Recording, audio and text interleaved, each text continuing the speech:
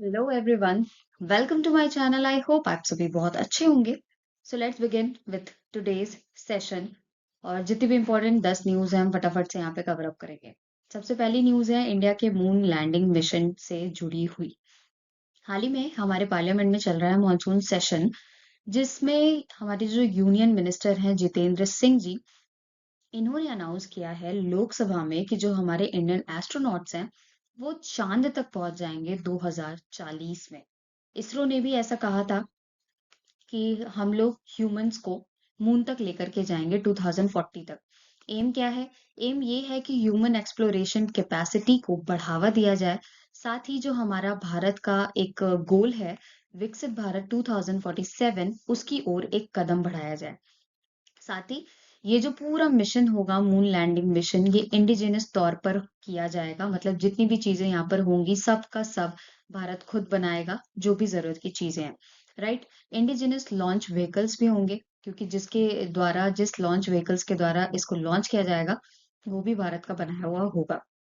साथ ही अगर कुछ मिशंस की बात करें जो अभी हाल ही में चर्चा में रही हैं, व्योम मित्र मिशन ये 2026 तक स्पेस में जाएगा। ये अनक्रूड मिशन होगा। इसमें एक व्योम मित्र नाम का ह्यूमनॉइड रोबोट जाएगा एज अ ट्रायल, कि स्पेस में जाने में क्या दिक्कतें आ रही हैं, क्या क्या कैसे कैसे हो रहा है, वो सारी चीजें। Second one is Gaganyaan mission, जो कि 2027 में लॉन्च किया जाएगा ऐसा बताया गया है। अभी कोई फिक्स्ड इसकी डेट नहीं है।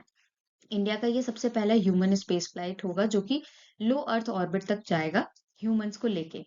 और उसके बाद धीरे धीरे अगर ये सब चीजें सक्सेसफुल रही तो डेफिनेटली 2040 वो टाइम रहेगा जब हम भारतीय लोग खुद से, खुद के लॉन्चिंग व्हीकल से हम लोग मून तक पहुंच जाएंगे और मून पे लैंड करेंगे। राइट। अभी आप सभी को एक बहुत ही फेमस नाम पता होगा, शुभांशु शुक्ला।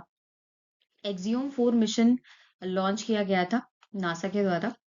उसमें ये भारतीय थे जो इसके पार्ट थे। 4 टोटल एस्ट्रोनॉट्स गए थे, जिनमें से Shubhanshu Shukla was also there to be that part of that mission. Right.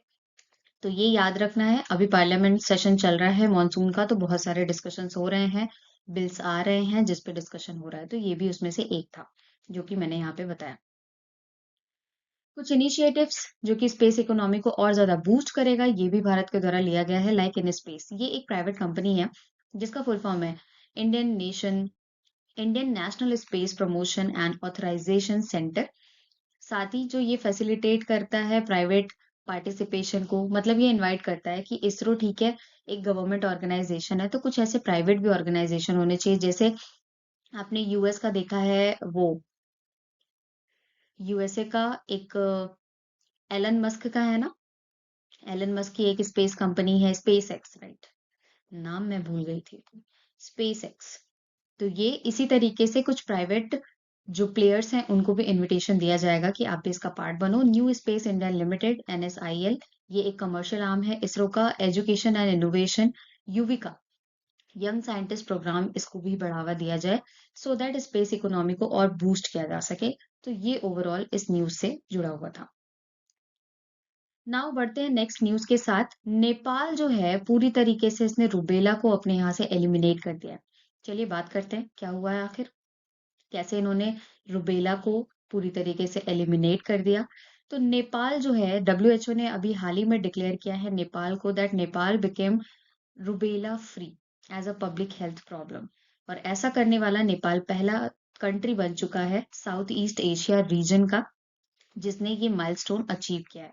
अब रुबेला के बारे में जान लेते हैं। रुबेला एक कॉन्टेजियस वायरल इन्फेक्शन है जिसे हम जर्मन मीजल्स के नाम से भी जानते हैं।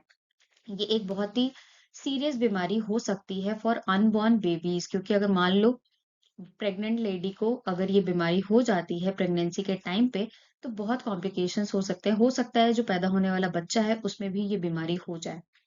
राइट। ये जो है अभी तक इसकी कोई वैक्सीन नहीं है, बट हाँ, मीजल्स मम्स रुबेला वैक्सीन को सेफ एक इसका क्योर माना गया है जिससे रुबेला से प्रिवेंट किया जा सकता है।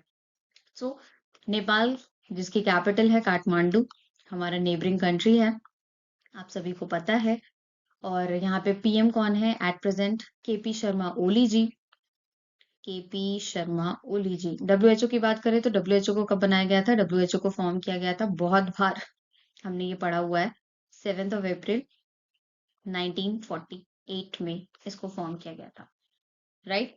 तो नेपाल बन चुका है रूबेला फ्री और साउथ ईस्ट एशियन रीजन में इट इज फर्स्ट कंट्री। अगली न्यूज, केरला जो है वो डिक्लेयर कर दिया गया है कि केरला डिजिटली लिटरेट हो चुका है और इंडिया का सबसे पहला स्टेट बन चुका है जो कि डिजिटली लिटरेट हुआ। कब? 21 अगस्त 2025 को। आखिर कैसे ये अचीवमेंट हासिल हुई केरला को?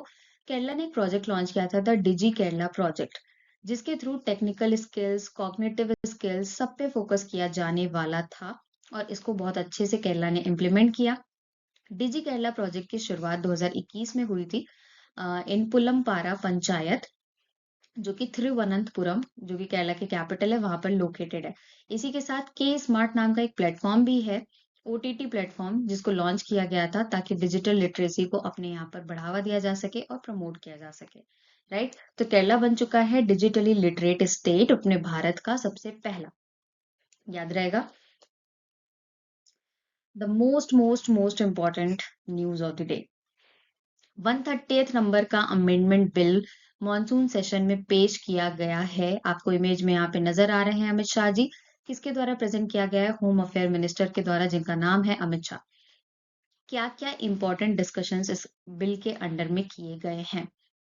सबसे पहला कि आर्टिकल 75 और आर्टिकल 164, जिसके तहत ये बोला गया है इनके द्वारा कि प्राइम मिनिस्टर, चीफ मिनिस्टर या कोई भी कैबिनेट मिनिस्टर्स, अगर वो बहुत ज्यादा क्रिमिनल ऑफेंस किया हुआ है और 30 डेज से ज्यादा जेल में रह करके आता है तो उसकी कुर्सी खतरे में है और उसकी कुर्सी जा भी सकती है, राइट? दूसरा क्या, आर्टिकल 239 ए के बारे में कहा गया है, जो कि दिल्ली की बात करता है। दिल्ली में क्या-क्या चेंजेस किए जा सकते हैं, उसके बारे में यहाँ पे बताया गया है। Third one is reorganisation of Jammu and Kashmir act. ये बोला गया है कि यहाँ के जो एलजी हैं, वो वहाँ की विधानसभा में कुछ लोगों को नॉमिनेट कर सकते हैं, जिसको भी उनका मन चाहेगा, राइट? अपने मन के हिसाब से यहाँ पे उनको छूट दे दी गई है। गवर्नमेंट ऑफ यूटी 239 के लिए क्या बोला गया है कि जितने भी यूनियन टेरिटरीज हैं वहां पे डेवलपमेंट और रेगुलेशंस किए जाएंगे, कुछ चेंजेस इसमें किए जाएंगे। प्रधानमंत्री, प्रेसिडेंट और एलजी के रिमूवल के लिए भी कोई एक पर्टिकुलर प्रोसीजर बनाना चाहिए, ऐसा इस बिल में कहा गया है। साथ ही ये भी बोला गया है कि अगर कोई कैबिनेट मिनिस्टर को रिमूव करना है और यहाँ से लोकसभा से वो सारी चीजें पास हो चुकी हैं, प्रेसिडेंट के पास गई हैं फॉर द एक्सेंट, अगर प्रेसिडेंट 31 डेज तक उस पर कोई भी अपनी सहमति नहीं देता है, तो उस बिल को या उस प्रपोजल को ऑटोमेटिकली एक्सेप्टेड माना जाएगा, ऐसा इस बिल में बोला गया है। तो फिलहाल के लिए इस बिल को भेज दिया गया है जेपीसी के पास, यानी कि जॉइंट पार्लियामेंट्री कमिटी के पास। ये सारे फीचर्स को वापस से रिविजिट करेंगे। इवन ये लोग क्या करेंगे, कंसिडर करेंगे, रिकंसिडर करेंगे कि क्या क्या चीजें और रिक्वायर्ड हैं, इसमें चेंजेस किए जाने चाहिए या नहीं। तो ये आने वाले टाइम में हमें पता चलेगा। आपके लिए इम्पोर्टेंट है पॉलिटी के पॉइंट ऑफ व्यू से कि 130th कॉन्स्टिट्यूशन अमेंडमेंट बिल जो कि अभी न्यूज में था, इसमें क्या-क्या बात मेंशन करी गई है, राइट? अभी फिलहाल के लिए ये जॉइंट पार्लियामेंट्री कमेटी के पास भेज दिया गया है, रिकंसिडर करेंगे, लोग उस पर डिस्कशन करेंगे, चर्चाएं करेंगे, फिर आगे की बातें आगे देखी जाएंगी। कुछ और भी कमिटीज हैं जो हमारे पार्लियामेंट में देखी जाती हैं। सबसे पहले तो एस्टिमेट कमेटी है, क्योंकि सबसे बड़ी कमेटी यही है। इसमें टोटल 30 मेंबर्स होते हैं और सारे के सारे मेंबर लोकसभा से ही इलेक्ट किए जाते हैं। इसका टर्म 1 साल का होता है। दूसरा है कमिटी ऑन पब्लिक अंडरटेकिंग। इसमें 15 मेंबर्स जो होते हैं वो लोकसभा से होते हैं, 7 जो होते हैं वो राज्यसभा से होते हैं, मतलब overall 22 members. Committee on public accounts, इनमें भी 15 मेंबर्स लोकसभा से होते हैं, 7 जो होते हैं वो राज्यसभा से होते हैं, यानी अगेन 22 मेंबर्स ओवरऑल। ये कुछ ऐसी कमिटीज हैं जो कि अक्सर एग्जाम्स में पूछे जाते हैं, तो ये भी आप यहाँ से स्टैटिक पॉइंट याद रखें। बढ़ते अगली न्यूज की तरफ, हाल ही में भारत ने भेजा है 32 टन का ह्यूमैनिटेरियन एड। किसको? पेरू को। पेरू जो कि एक साउथ अमेरिकन कंट्री है, इसकी कैपिटल है लाइमा। हमारे इंडिया के minister of external affairs secretary हाल ही में 2 नेशन की विजिट पे हैं। उनका नाम क्या है? पी कुमारन इनका नाम है सेक्रेटरी का। ये पेरू भी विजिट किए, पेरू जिसकी कैपिटल है लाइमा और इसकी करेंसी है सोल। कोलंबिया को भी इन्होंने विजिट किया, जिसकी कैपिटल है बोगोटा और यहाँ की करेंसी है पेसो। और पेरू को भारत की तरफ से 32 टन का ह्यूमैनिटेरियन एड प्रोवाइड किया गया है जिनमें मेडिसिन्स और बहुत सारी काम की चीजें हैं, राइट। तो पेरू की लोकेशन हमारे लिए जरूरी है। ये साउथ अमेरिका का मैप है जहाँ पे आप देख सकते हो ब्राजील, बोलीविया, पैराग्वे, चिली, ये रहा पेरू। पेरू जो है वो पैसिफिक ओशन के साथ बॉर्डर शेयर करता है। कंट्रीज की अगर आप बात करो तो हियर इट इज कोलंबिया, जो सेक्रेटरी गए ना इन्हीं दो नेशन की विजिट पे गए हैं।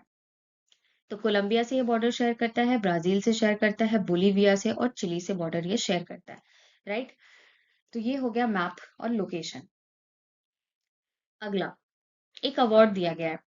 हाल ही में ऑर्गेनाइज किया जा रहा था the Indian film festival of Melbourne 2025, इसका आयोजन हो रहा था जहां पर होम बाउंड नाम का एक लेटेस्ट ड्रामा जो कि डायरेक्ट किया गया है बाय नीरज घैवान, ये डायरेक्टर हैं।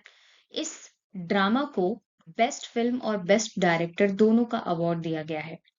ये जो the Indian film festival of Melbourne है ये कब होस्ट किया गया था? 15 अगस्त की नाइट को इसको होस्ट किया गया था। अब ये जो होम बाउंड ड्रामा है इसी को चूज कर लिया गया है एज क्लोजिंग फिल्म भी, क्योंकि इस फेस्टिवल का जो समापन है वो 24 अगस्त को होगा। तो इसी मूवी को दिखा करके क्लोजिंग सेरेमनी में इस फेस्टिवल का एंड किया जाएगा। So you have to know कि डायरेक्टर कौन है, नीरज घैवान, और इस मूवी का नाम क्या है, होम बाउंड, ठीक है।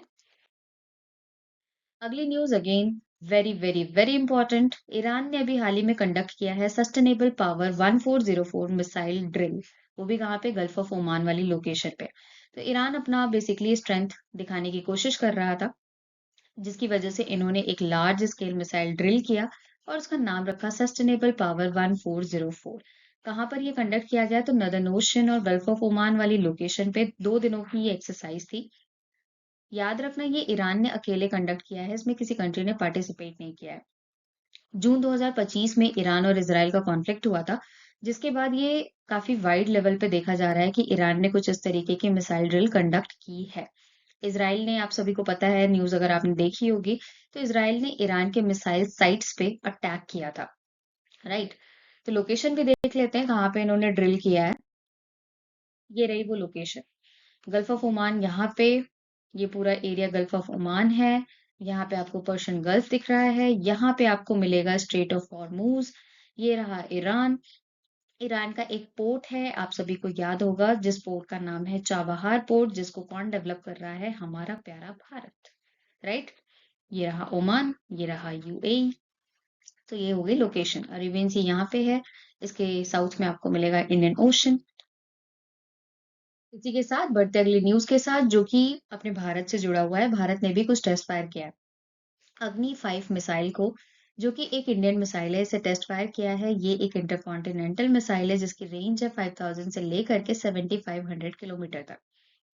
टेस्ट किसके द्वारा किया गया है? डीआरडीओ के द्वारा, चांदीपुर ओडिशा से। ये एक बैलिस्टिक मिसाइल है जो सरफेस टू सरफेस है, 3 स्टेजेस की है, जिसमें सॉलिड फ्यूल का इस्तेमाल किया गया। बैलिस्टिक मतलब ये पैराबोलिक पाथ बना करके टारगेट को हिट करेगा।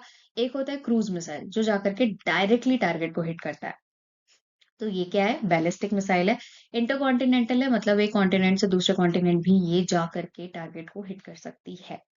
तो कहाँ से, किसने, किस टाइप की मिसाइल है, ये सब याद रखना है।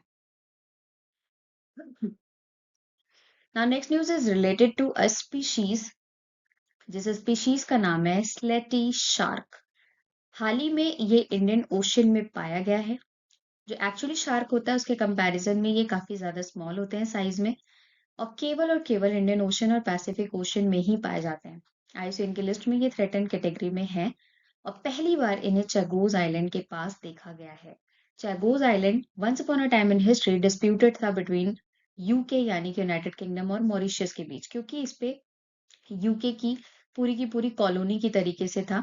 और ये लोकेटेड भी इंडियन ओशन में है, आप यहाँ पे लोकेशन मैप में देख सकते हैं। इंडियन ओशन में लोकेटेड है, इसी के जस्ट पास आपको मॉलडीव्स की लोकेशन मिलेगी। फिलहाल के लिए जो चैगोज आइलैंड है इस पे किसकी रूलिंग चलती है? तो मॉरिशियस की रूलिंग चलती है। मॉरिशियस के हैंड में अभी फिलहाल चैगोज आइलैंड है। तो ये स्पीशीज कहाँ पर देखी गई है? चैगोज आइलैंड पे, ये आपको याद रखना है। अगली news which is related to sports. Bhavina Patel Patel जिनका नाम पैरा टेबल टेनिस से जुड़ा हुआ है। अभी हाल ही में इंटरनेशनल पैरा टेबल टेनिस का आयोजन यूएसए में हो रहा था, जहां पर इन्होंने गोल्ड और सिल्वर दोनों मेडल्स जीते हैं। ऐसा करने वाली ये पहली भारतीय बनी है। That's why she became world's number one para table tennis player. पूरी दुनिया में नंबर वन पे आ चुकी हैं। टोक्यो ओलंपिक्स का जब आयोजन 2020 में हुआ था, वहां पे इन्होंने सिल्वर मेडल जीता था। साथ ही जब कॉमनवेल्थ गेम्स का आयोजन 2022 में हुआ था, तब उन्होंने वहां पर गोल्ड मेडल जीता था। तो इनका नाम कौन से स्पोर्ट से जुड़ा है, ये अपने को जानना is very very important. This personality Zakir Khan. इन्होंने अभी हाल ही में परफॉर्म किया है मेडिसन स्क्वायर गार्डन, जो कि न्यूयॉर्क सिटी में लोकेटेड है, नॉर्थ अमेरिका में प्रेजेंट है। इंदौर से बिलोंग करने वाला ये पर्सन, इनकी बहुत ही फेमस सी लाइन थी कि सपने हमेशा बड़े देखने चाहिए। क्या पता ऊपर से भगवान आपको देख रहा हो और कब वो आपको तथास्तु बोल दे। राइट। मतलब सपने देखने की कोई लिमिट नहीं होती, वो कभी भी सही हो सकते हैं। तो ऑलवेज ड्रीम बिग, ऐसा इन्होंने कहा और इन्होंने करके दिखाया। इंदौर जैसे छोटे शहर से बिलोंग करने के बावजूद he is stand up comedian. इन्होंने परफॉर्म किया 17 अगस्त को, और ये बन चुके हैं पहले Indian comedian to headline a Hindi language show. Right. और मेडिसन स्क्वायर गार्डन में इन्होंने परफॉर्म किया। तो इनका नाम याद रखिएगा, क्योंकि बहुत ज्यादा चर्चा में रहा है। तो कहीं ना कहीं से पूछ सकता है कि जाकिर खान का नाम किस चीज से जुड़ा हुआ है। तो ये एक स्टैंड अप कॉमेडियन है। राइट। एंड मोटिवेशन भी है, खुद में ही ये एक मोटिवेशन है। आप सभी ने इनके शोज देखे होंगे, स्टैंड अप कॉमेडी वाले। Right. So that's it from today's current affair. I hope आप सभी को पसंद आया होगा। पसंद आए तो सेशन को लाइक, शेयर और चैनल को सब्सक्राइब जरूर करें। कैसा लगा वो आप कमेंट सेक्शन में बता सकते हैं। तब तक के लिए देखते रहिए, एंड थैंक्स फॉर वॉचिंग। मिलते हैं अगले सेशन में।